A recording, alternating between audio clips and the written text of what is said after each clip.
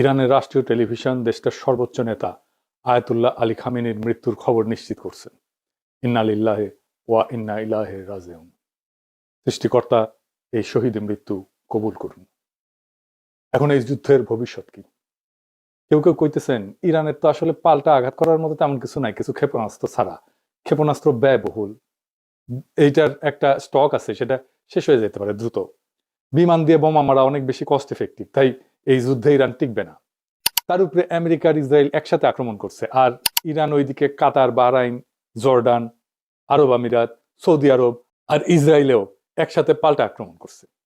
Iran একা অসংখ্য শত্রুদের সাথে একসাথে লড়তেছে।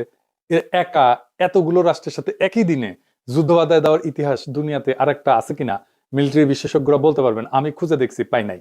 এটা একটা অভাবনীয় যুদ্ধ, এমন যুদ্ধ আগে কখনো হয় নাই। ইরান একটা মরণ কামড় দিছে, এমন ভাবে যে আমি তো মরবই, তোমাদের সাথে নিয়ে মরবো, এই স্টাইলে।